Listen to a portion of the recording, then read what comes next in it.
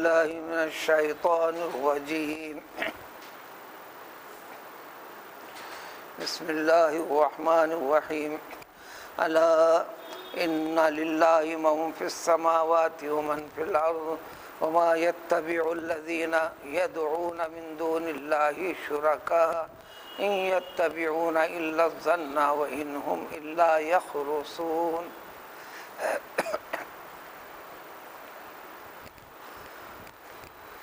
قرآن میں جگہ جگہ انسان کو ایک عقیدے کی اصلاح کروائی گئی ہے.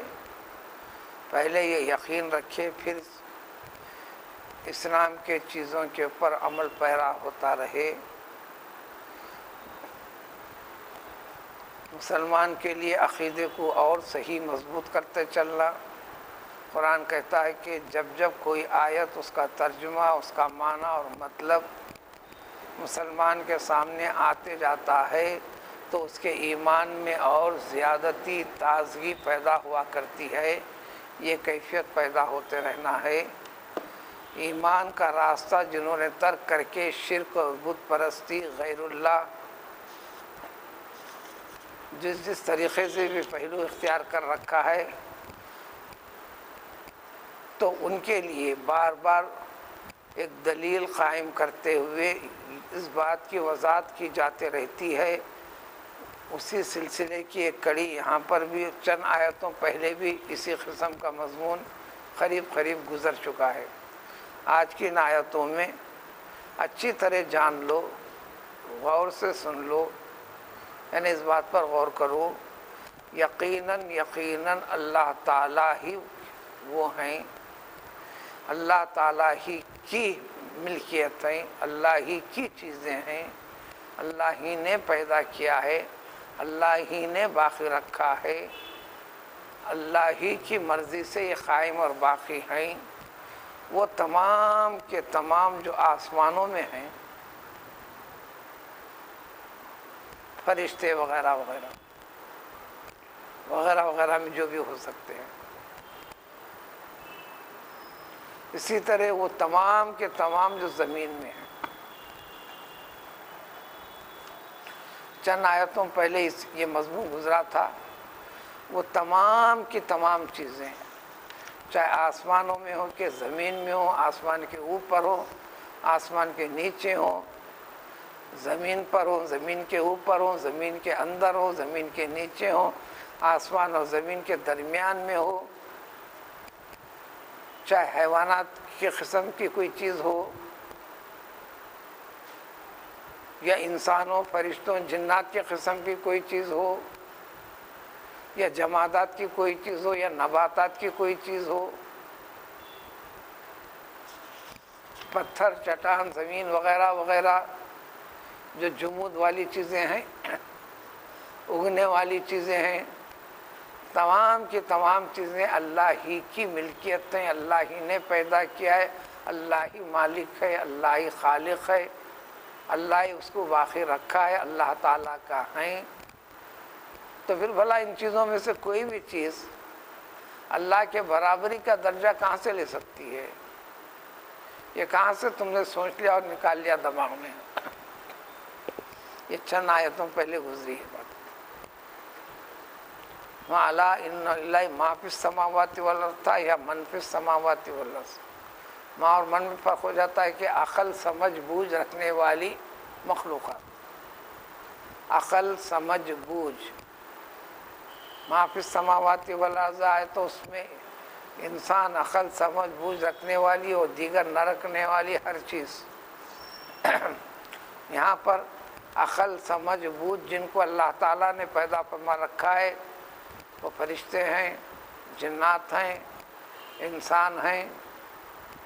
تو ان سے بار بار خاص طور پر تاکید ہے کہ اچھی طرح سن لو. تمام آسمانوں میں جو کوئی بھی ہے اور زمین میں جو کچھ بھی ہے، یہ سب کچھ اللہ کا ہے، اللہ کی ملکیت ہیں، اللہ ہی ان کا خالق ہے، اللہ ہی مالک ہے. لیکن انہوں نے کیا کیا؟ جو اسی آیت کے متصل اسی مفہوم تک لے جانے کے لیے یہ چیزیں بتائی جا رہی ہیں. فرشتوں کو اللہ تعالیٰ کی بیٹیاں قرار دیا کرتے ہیں یہ مشرکین، جس کو آپ کافر کہو کہ مشرک کہو، بت پرست کہو. اس لیے ان کے اندر اکثر جس کو دیوی کا نام دیتے ہیں، بھگوان کا نام دیتے ہیں، عورتوں کی شکل میں بھی کئی ایک مورتیاں ہیں. وہ اس عقیدے کے تحت ہیں کہ اس فرشتے اللہ تعالیٰ کی بیٹیاں ہیں، ان کی پرستش کرنے پر، ان کو منانے پر، ان کی پوجا کرنے پر، ان کو بھگوان کا درجہ دینے پر، ان کے ساتھ اپنے عقیدت کا اظہار کرنے پر، ان کے ذریعے سے اللہ تعالیٰ کے پاس ہماری مغفرت ہو جائے گی، ہماری شفاعت ہو جائے گی، ہمارا بھلا ہو جائے گا، انہی کے ذریعے سے دنیا میں خیر و بھلائی ہمارے لیے ہوگی، مرنے کے بعد بھی انہی کے ذریعے سے سب کچھ ہوگا. اس قسم کا عقیدہ. تو کسی نے انسانوں کو درجہ دے دیا. مثالوں میں آپ کو صرف 2 انسان کا ذکر کرتے ہیں. یہ 2 ہی نہیں، 200 2000 سے زیادہ ہیں، شکلیں الگ الگ ہیں. 2 کا خاص طور پر ذکر کرتے ہیں. یہودیوں میں سے یہودیوں کے ایک فریق نے، جو کم و بیش آج اس عقیدے والے شاید نہیں ہیں یہودیوں میں، پیغمبر عزیر علیہ السلام کو اللہ کا بیٹا سمجھ بیٹھے. ان کے ساتھ ایک غیر معمولی واقعہ ہے جو اللہ تعالیٰ کی طرف سے قدرت کا اظہار ہے. ان کو اس زندگی میں موت دے کر ایک طویل عرصہ، جو قریب بلکہ پورے مکمل 100 برس 100 سال کے بعد اللہ تعالیٰ نے ان کو زندہ کیا. ان کی بچی ہوئی ہڈیوں سے نہ صرف ان کو زندہ کیا، ان کے گدھے کو زندہ کیا. پھر 100 سالہ قدیم ان کا جو ٹیفن تھا، توشہ تھا، اس کو اسی حالت میں پلٹا کر دیا.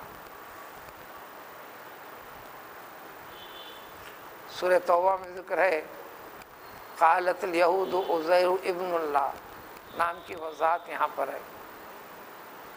سورہ بقرہ میں آیت الکرسی کے 3 آیتوں کے بعد ہے، او کالذی مر علی قریۃ وہی خاویہ، یہ وہی واقعہ ہے. تو وہ انسانوں میں سے اللہ کے برابری کا درجہ دے کر یہ کہہ دیا کہ اللہ کے فرزند ہیں.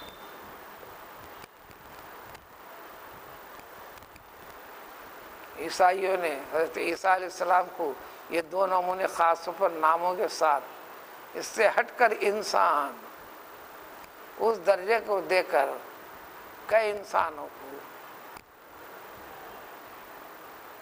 جس میں وضاحت کی ضرورت بھی نہیں ہے. تو اللہ تعالیٰ فرماتے ہیں سب کچھ اللہ کے ہیں، اللہ نہیں ہے. اللہ نے انسانوں میں ایک خصوصی اور کمال والی چیزیں ان میں پیدا کر دی گئی تھیں، ان کو عطا ہوئی تھیں. یہ اللہ کے برابر والا درجہ کیسا دے دیا تم نے؟ وَمَا يَتَّبِعُ الَّذِينَ يَدْعُونَ مِن دُونِ اللَّهِ، اللہ کو چھوڑ کر غیر اللہ کو، اسی کو کہتے ہیں غیر اللہ کو پوجنا، پکارنا، دعا کرنا، مانگنا، طلب کرنا، یہ کرتے ہیں، یہ دیا کرتے ہیں، ان کے بغیر نہیں ہوتا ہے کہنا. جبکہ جس کی طرف رجوع ہو رہے ہیں وہ بھی اللہ کے مخلوق کا ایک حصہ ہے، وہ بے بس ہیں. تمہارے مقابلے میں ذرا زیادہ بس اور طاقت رکھنے والی چیزیں رہی ہیں یا رہی ہوں گی. یہ شرکاء ہیں، شریک کہلاتے، مشرک. تو اللہ تعالیٰ فرماتے ہیں بتاؤ یہ جو کچھ کر رہے ہیں، یہ سمجھ بیٹھے ہیں، یہ عقیدت کا درجہ دے رکھے ہیں، اس کی حقیقت کیا ہے؟ صرف اور صرف وہم، گمان، ذہنی اندازہ اس کی حقیقت ہے، اس کے سوا کوئی حقیقت نہیں. اگر ہے تو بتاؤ. نبیوں کا سلسلہ ہزاروں برسوں سے چل رہا ہے، قومیں چل رہی ہیں، باتیں سینہ بسینہ انسان بس چل رہی ہیں۔ کیا کسی نبی نے ایسا بتایا تھا؟ جو اللہ تعالیٰ کی کم و بیش 104 کتابیں نازل کی گئی ہیں، کہ کسی کتاب کے ذریعے سے اس کا ثبوت ہے کہ کسی نبی نے ایسا فرمایا تھا؟ اس قسم کی دلیل تو لا ہی نہیں سکتے۔ جس چیز کی دلیل اور حقیقت نہ ہو اسے وہم گمان کی بنیاد پر شیطانی وسوسہ ہے۔ انہم الا یخرصون، بلکہ ایک اندازے پہ ایک جھوٹی چیز ہے۔ غیر حقیقی چیز کو ایک اندازہ قائم کر لینا، اس کو خرص کہتے ہیں، یخرصون یعنی ایک جھوٹی چیز۔ بلکہ غور کرو کہ اللہ تعالیٰ کو پہچانو، وہ اللہ تعالیٰ یہ تمہارے لیے رات اور دن کو پیدا فرما دیا، یہ نظام بنا کر دیا تمہارے واسطے۔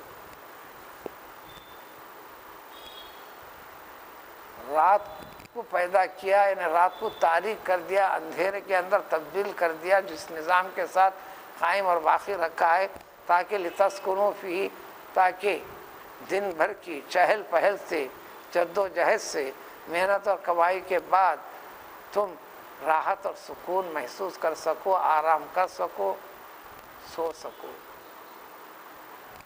وہ تھکان کو نکال کر پھر طاقت اور توانائی کو تم کو لوٹایا جا سکے، تاکہ پھر تم پھرتیلے اور چست ہو جاؤ۔ اسی طرح والنہار مبصرا، رات کو تاریک اندھیری والی کیفیت پیدا کیا تو دن کو روشن کر دیا سورج کی روشنی سے، تاکہ ہر چیز تمہیں تلاش کرنا، معلوم کرنا، دیکھنا، جاننا، پہچاننا آسان ہو جائے۔ ایک نہیں، ہر چیز اللہ تعالیٰ کے وجود کو ظاہر کرتی ہیں، اس کی قدرت کو بتاتی ہیں۔ وہی اطاعت و عبادت کے لائق ہے، اس کی وضاحت کرتے ہیں۔ صرف یہاں پر ایک چیز کا ذکر فرمایا گیا، پھر فرمایا کہ اس کے اندر اس غور کرو تم، ایک نہیں، آیات، کئی نشانیاں، کئی عبرت کی چیزیں، کئی نصیحت حاصل کرنے کی چیزیں ہیں، لیکن شرط ہے کہ اس کے اوپر غور سے دھیان لگا کر سمجھنے، دل میں بٹھانے، اپنے ایمان کا حصہ بنانے کی نیت سے توجہ دے کر اگر سنو گے، پھر غور کرو گے تو تم کو بات سمجھ میں آئے گی، یہ سب اللہ، یہ جو نظام چلانے والی ذات وہ اللہ تعالیٰ کی ہے۔ ایسا نہ کر کے کیا کہنے لگ گئے وہ نمونے میں، اتخذ اللہ ولدا، اللہ تعالیٰ نے فلاں کو بیٹا بنا لیا، یعنی اللہ کی اولاد ہے۔ سبحانہ، اللہ تعالیٰ کی ذات ان تمام چیزوں سے پاک ہے۔ جو اولاد ہوتی ہے کسی کے سہارے کی ضرورت اس کو پڑتی ہے۔ جب یہ اولاد بڑی ہوتی ہے تو اس کے باپ کو ان اولاد کی مدد ضرورت پڑتی ہے۔ جو کبھی مدد کرنے والا، کبھی مدد لینے والا، اس میں حاجت ہے، تو اللہ تعالیٰ ان سارے کے سارے یہ عیب والی چیزیں ہیں جو مخلوق کے ساتھ جڑی ہوئی ہیں، خالق کے ساتھ نہیں۔ اس جیسے چیزیں، اس جیسے خیال جو کرتے ہو تم اپنے رب کے بارے میں، اللہ تعالیٰ کی ذات کو، اللہ تعالیٰ کو اس سے کچھ بھی تعلق نہیں ہے۔ اللہ تو ان ساری چیزوں سے پاک ہے۔ بلکہ یہ ساری کی ساری چیزیں جس کا ذکر کر رہے ہیں یہ خود ضرورت مند، حاجت مند رہتے ہیں۔ اللہ کی ذات وہ ہے، وہ الغنی، وہ ہر قسم کی چیز سے بے نیاز ہے۔ نہ اس کا باپ ہے، نہ اولاد ہے، نہ بیوی ہے، لم یلد ولم یولد ولم یکن لہ کفوا احد ولم یتخذ لہ صاحبۃ ولا ولدا، نہ اس کی بیوی ہے، نہ اولاد ہے، بلکہ ساری کی ساری جو بھی ہیں، جو تم جانتے ہو یا نہیں جانتے ہو، جو سنتے ہو یا نہ سنے ہو، ما فی السماوات، ہر چیز آسمانوں کے زمین کی اللہ ہی کی ہے، اللہ نہیں ہے۔ اللہ کی برابری درجہ رکھنے والے نہیں ہیں، اللہ کی قدرت میں ان کا کوئی تعلق دخل نہیں ہے۔ ان عندکم من سلطان بہذا، اگر ہے تو بتاؤ کوئی دلیل ہے تمہارے پاس؟ کیا کوئی آسمانی کتاب اب تک کسی نبی کے ذریعے سے بتایا گیا ہے؟ جواب ایک ہی ملے گا، پیش نہیں کر سکو گے۔ تو پھر کیوں کہتے ہو اللہ کے اوپر ایسی باتیں جو تم کو حقیقت کا پتہ نہیں ہے؟ ایسا کتے چیزیں جو چل رہی ہیں رسم و رواج کی بنیاد پر، اس بنیاد پر چل رہے ہو، ان سے کہہ دینا یہ اللہ تعالیٰ کے اوپر تہمت ہے، افتراء ہے، یہ کھلم کھلا جھوٹ ہے، اس میں تمہاری فلاح ہونے والی نہیں۔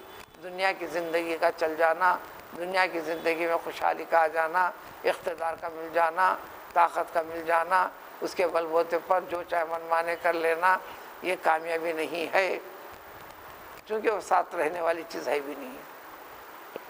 آج اقتدار ہے، کل جاتا ہے، آج اور کل کے اندر فاصلہ مہینوں کا ہو سکتا ہے، سالوں کا ہو سکتا ہے، برسوں کا ہوتا ہے، یہ بھی ہو سکتا ہے کہ صدیوں کا ہو جائے۔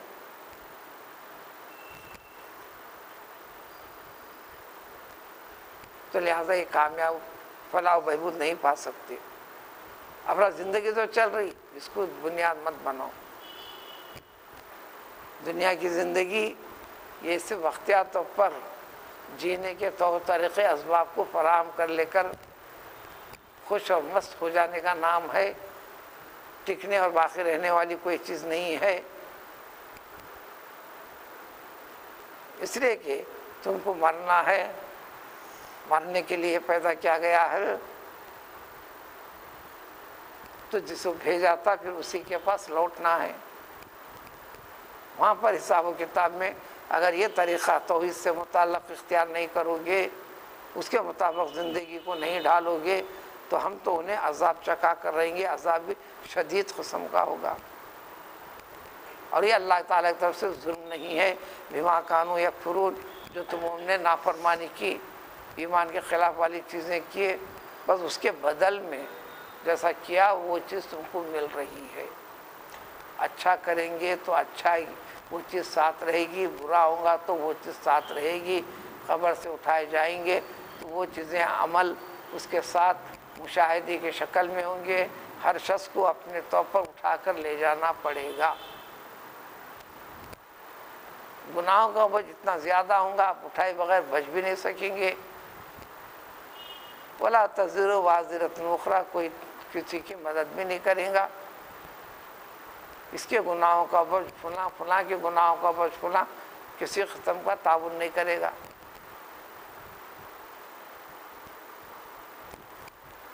یہاں تک سورہ کے ابتدا سے باتیں بتا کر اب اگلے 3 رکوع میں مسلسل چند نمونے، پورے انبیاء کے نہیں، چند نمونے، پیغمبر نوح علیہ السلام کا تذکرہ، پیغمبر موسیٰ علیہ السلام کا تذکرہ، ضمن میں اشارے کے ساتھ ان کے علاوہ فلاں فلاں فلاں فلاں بہت سارے پیغمبر بھی آئے گئے۔ پیغمبر یونس علیہ السلام کا ایک خاص طور پر تذکرہ، اسی وجہ سے سورہ کا نام سورہ یونس سے۔ اس کی تفاصیل انہوں نے بھی خرابی ان جیسی چیزوں میں کی، اللہ نے مہلت دی، آخرکار ان کا انجام کیا ہوا۔ لہذا اس آخر زمانے کے لوگوں اس کیفیت کو نہیں سمجھو گے تو اللہ تعالیٰ کی گرفت اور پکڑ کرنے، عذاب دینے، زندگی کو تنگ کرنے، زندگی میں تبدیلیاں پیدا کرنے، کئی مسائل تمہارے ساتھ جوڑنے، یہ سب نظام اللہ کی طرف سے ہے۔ اس پہ اگر غور نہیں کرو گے تو پھر ہلاکت و بربادی اس دنیا میں بھی ہوگی، آخرت میں تو قطعی اور پکی حقیقت میں ہو کر رہے گی۔ سبحان اللہ۔